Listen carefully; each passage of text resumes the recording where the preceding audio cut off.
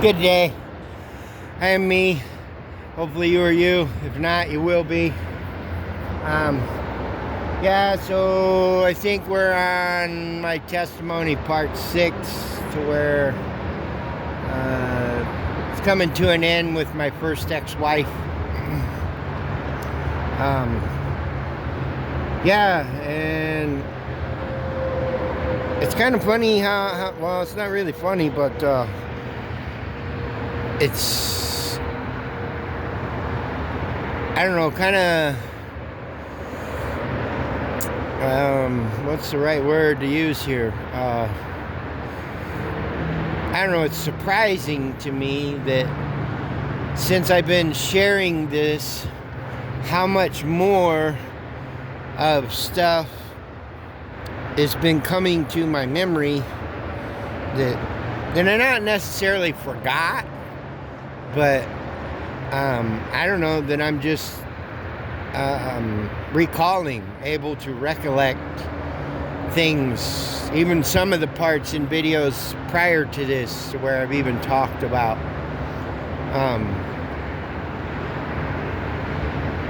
but yeah, so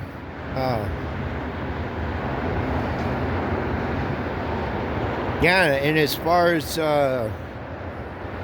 like the whole cheating thing on my first ex-wife, not in a physical sense, I never did,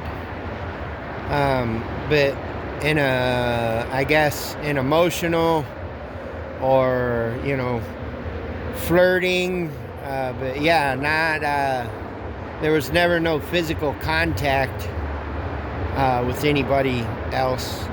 I'm not saying that I didn't flirt with somebody else or whatever, but yeah, I never. And the one that I did sleep with, we weren't together because we were getting a divorce, and I attempted suicide. And but yeah, so you have to go to the videos before to watch all this stuff to learn more. But yeah, so yeah, and it's kind of funny, the same thing with her that I remembered, just like with the other one, to where she slept with my best friend to get a dig in at me, and then turn around and slept with me to get a dig in against the father of her kids. Well, that guy that she ended up being with when she divorced me, and why they were together, you know, I get a phone call one evening, and she asked me if I could come by, and she said that he was at work because he worked third shift, and yeah, so she did the same thing to him that she did to me with him. So yeah, I don't know. I guess I need to quit focusing on a certain thing at this point, but you know, I'm not. But yeah, I'm in hopes to work things out with her. But yeah, she didn't have that in mind or in plan. She was too focused on materialistic stuff, because she wanted a life like her sister and her brother-in-law had, which they both had really good jobs, just like I did at that time. You know, her sister made almost as much as I did, but her husband made a little bit more than what I did. But they also didn't have any kids, you know. So that makes everything a whole lot different with the things that you can buy and the material things you can have when you're not, you know, it's just you and another person, and both of you got really good jobs back in the early 90s or late 90s. I guess that's where we're at now. Yeah, the mid to late 90s. You know, back then where you're making $20-some an hour, and there's two of you, so you're making, you know, basically $50 an hour. And I'm one person only making half of that, you know.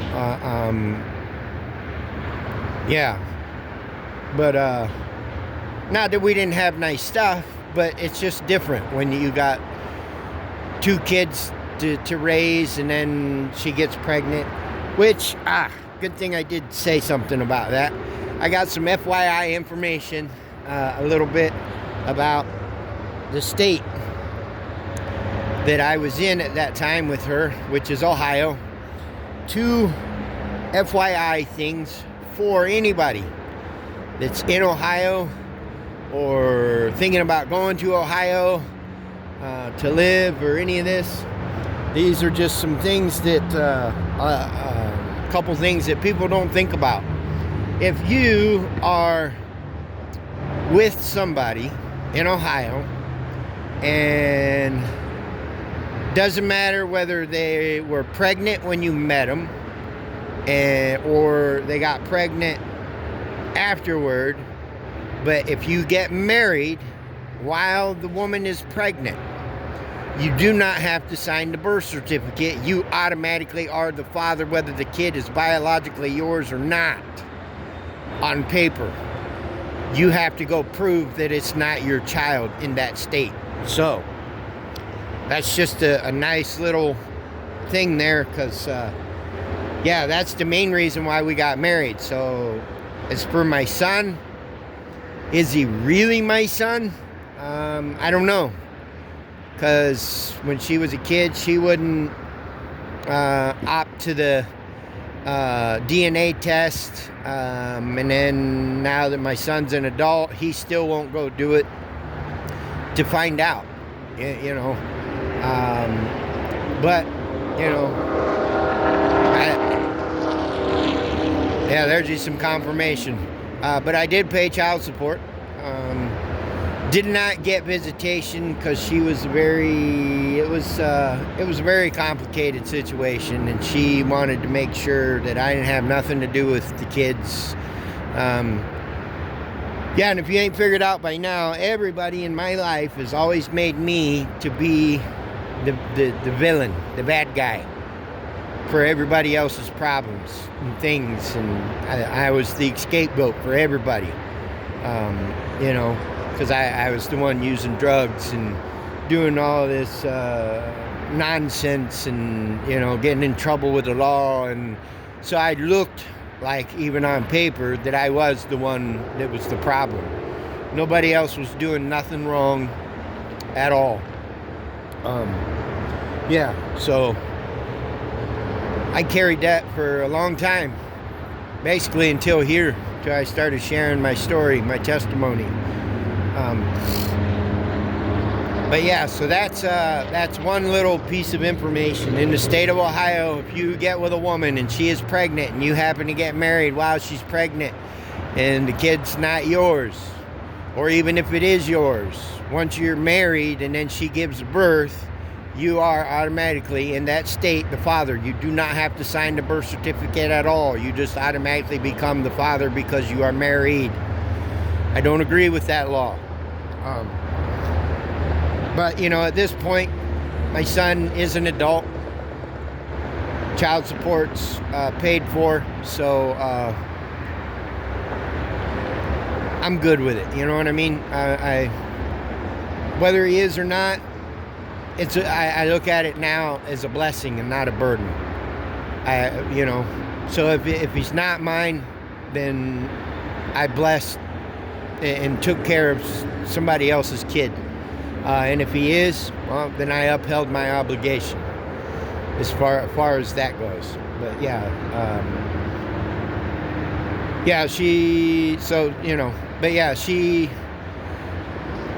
I didn't have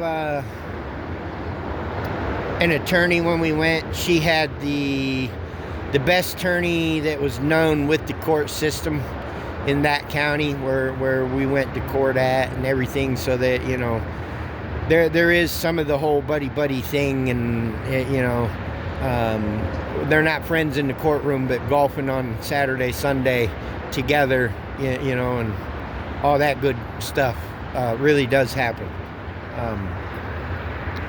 It's not supposed to be like that, but, you know, I mean, I don't think we should have lobbyists either. that companies can go to with money to give to them, and they can go to politicians and get them to vote this way and put some money in their pocket. I think that should be illegal, because you can't go bribe somebody. That's illegal. And that's exactly what the lobbyists do. So, but anyway, that's another story. Yeah, so basically she made it so I couldn't have visitation or anything, and so this all this sent me back into a deep spiral rabbit hole, to where I went down even deeper.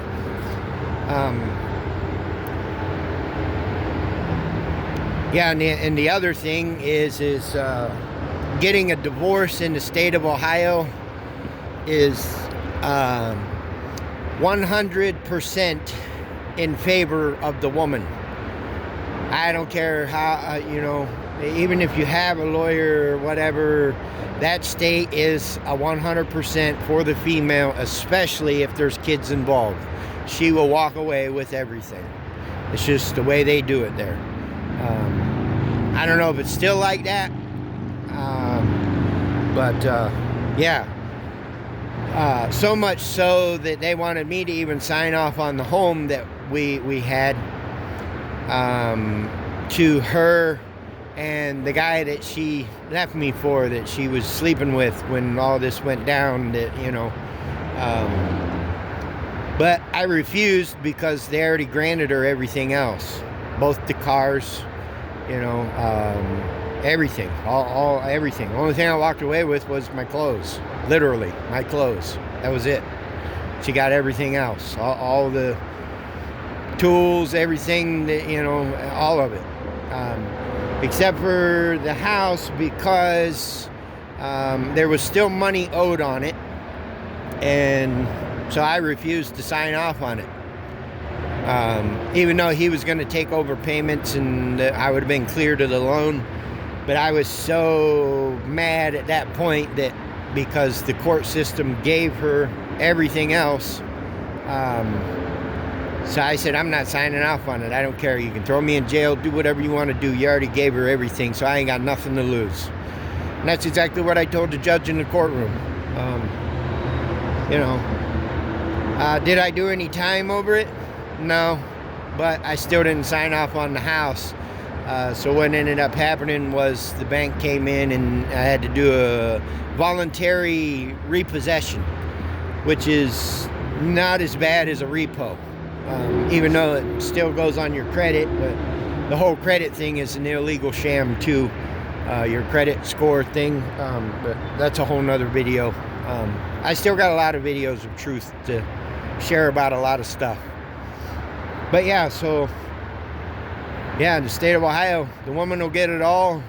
And if you marry a woman that's pregnant, yeah, the child will be yours on paper, unless you can get her or take her to court, something to, and that's probably what I should have did, but I didn't, because I still wasn't in my right mind, you know what I mean? Because I was still using. Not as much as I was when I was with her, because I was getting better and getting off of it, but it just, just all the things that happened between us didn't allow that to keep going and get better, because she wanted, I don't know, I guess she thought the grass was greener on the other side, and, but whatever. I'm not mad now. I mean, then, yeah, I was so mad that a little story about when we was going through all that. I get a phone call one evening from one of her brothers. He says, my sister's over here with her boyfriend right now. They're out there in his truck in the driveway. Because this is at her mom's house, because that's where he lived, because he was, he was a heavy drinker. But that's his thing to work out, which I think he did work out. I don't think he drinks anymore, which I'm happy for him, glad for him. He was a good dude. Yeah, I never had no problems with him. Me and him went and did a lot of fishing and hunting, and yeah. But anyway, so what do? I get in my car and drive over there to where they're at her mom's house in the driveway, and sure enough, there they are sitting in his truck, and well, he wouldn't get out of the truck, so I could talk to him. Probably a good thing, because he was probably smart enough to figure out I didn't want to talk to him. But so that just infuriated me more, because he wouldn't get out of the truck. So what do? I caused a lot of damage to his vehicle, and he still wouldn't get out of the truck. But then while I'm in the process of doing all this, her brother, who called me, comes running out of the house carrying his I don't remember if it was a case of beer or 12-pack of beer, but he come flying out the door hollering that his mom was calling the police, and we gotta go. And it didn't dawn on me at that moment. So, you know, I just heard somebody's calling the police and they're coming. So, all right, well, I guess it's time to leave then. So I go to get in my car, and he comes running across and does like a Bo and Luke Duke, slides across my hood with his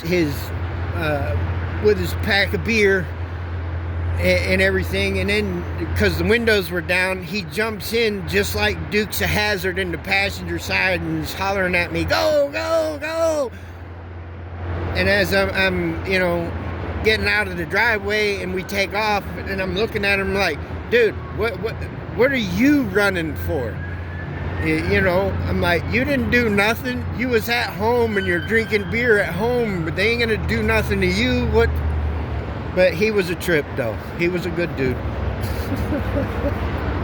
Anyway, I don't know why I had to throw that in there, but I guess it was a good little story anyhow. But yeah, so had to go to court for that, and you know, had to pay money for restitution and whatnot for the damages and stuff. But yeah, didn't do a lot of time, but just a little bit. But yeah, so then this point they are together, and yeah, we're not gonna be back together because of my actions and the way I was doing, and plus the using thing, you know, that was a big issue for her, even though she was partying same way I was partying the night I met her, which, you know, still kind of baffles me. So, but yeah, all because of that little girl having the same experience, and I just felt like I had to be in her life for a while and be her protector. And you know, even though the guy that did it, her real biological dad, is the one that did it to her, was locked up and wasn't never gonna, but yeah, I don't know, there was just some kind of connection I can't explain between me and her, that because like I said in another video, I was the only male that she would even go to for a long time. You know, yeah, it was there was just some kind of special connection because of that experience. You know, she just knew that she was all right, safe, and wasn't going to happen, you know, to her, not with me, and I wasn't going to allow it to happen as long as I was around.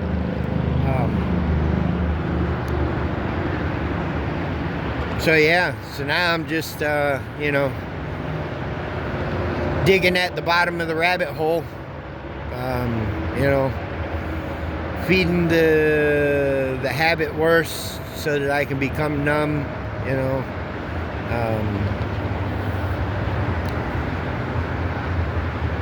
And now I'm homeless. I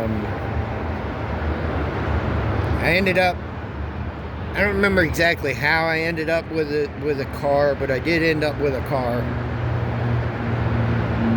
But it was like it took everything that I could come up with to be able to get it. And then I was stuck living in a car for a while.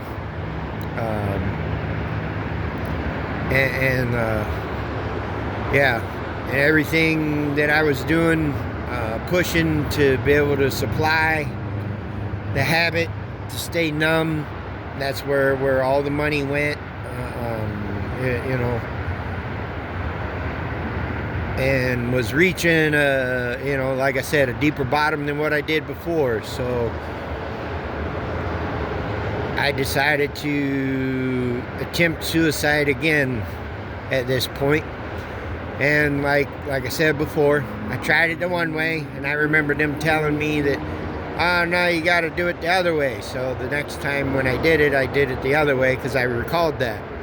Well, this time I'm recalling to myself, well, I already tried that because I'm looking at the scars on my arm. And I'm like, and that didn't work.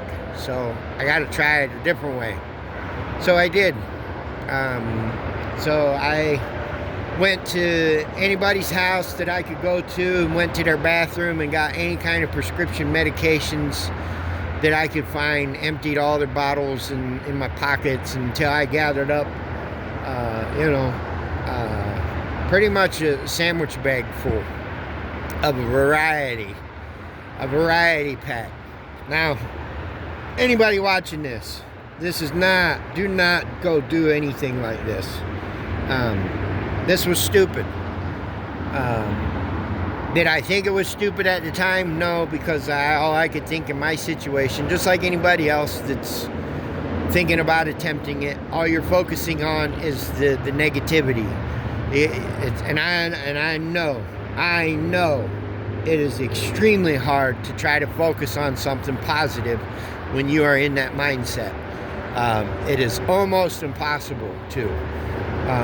And then using on top of it does not help the focus of your mind either, because you're not in control of it. And it don't have to be just the drugs either. Alcohol does the same thing. Alcohol is actually kind of worse because really it's a depressant, so it makes you more depressed. Alcohol is not a pick-me-up. Alcohol is one of the worst things you can do when you get depressed to go do, because it just makes you more depressed. It's a downer.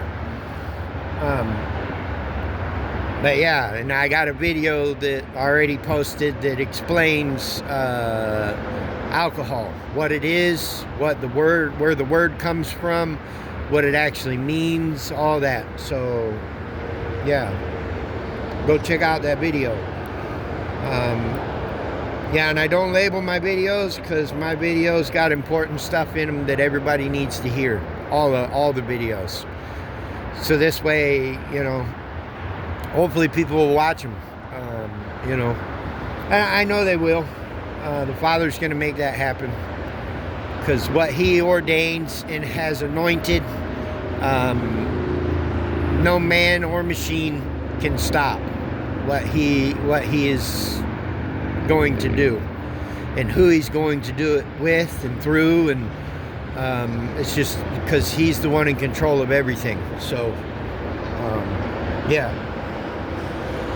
But anyway, so yeah, I had a sandwich baggie full of a variety of, I don't even know, just anything that was prescription.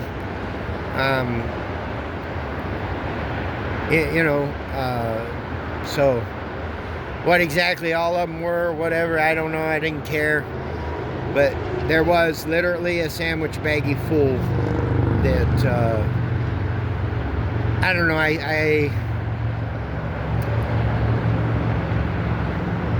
when I counted them, I stopped counting at around 800, and there was still more to count. So I figured, well, that should be enough. And I There's your confirmation. I took every single one of them.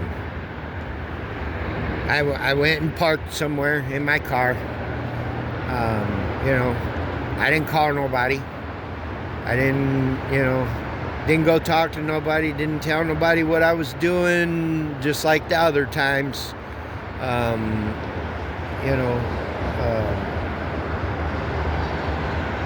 wasn't asking for help. Didn't want help. I just wanted it all to stop, to end. But yeah, so I took every single one of them pills. And started to not feel good. And decided, well, what can I do? So I just laid down and figured I'd go to sleep. And I just wouldn't wake up. Well, I went to sleep. And I slept for quite a long time. Longer than normal. But obviously, I woke up because I'm still here. Yeah, and I didn't get sick. I didn't throw up. I was pretty bummed out, depressed because it didn't work at that time. I'm thankful now that it didn't work.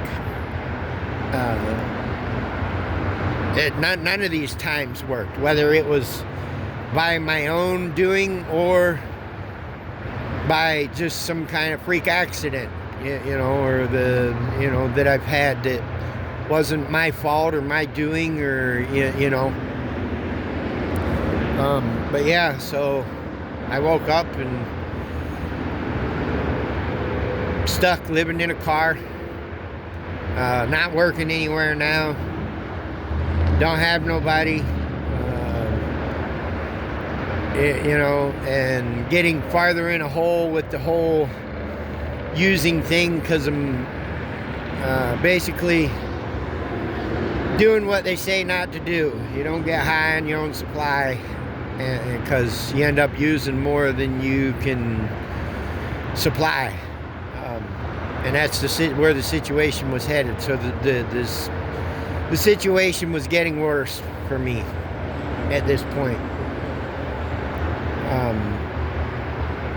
But yeah, so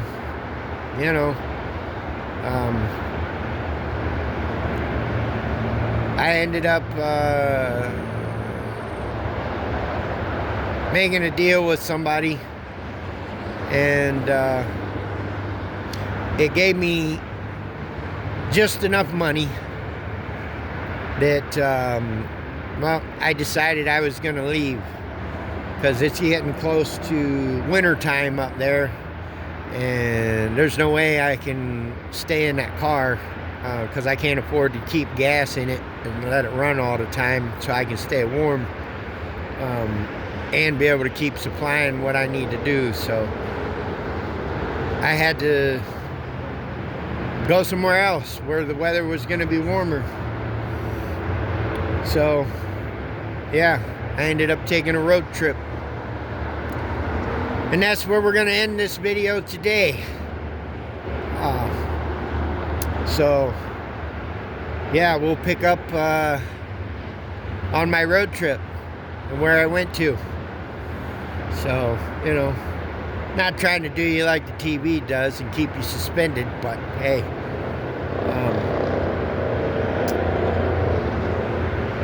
yeah, it's anyway, hopefully everybody's having a beautiful, glorious day wherever you're at.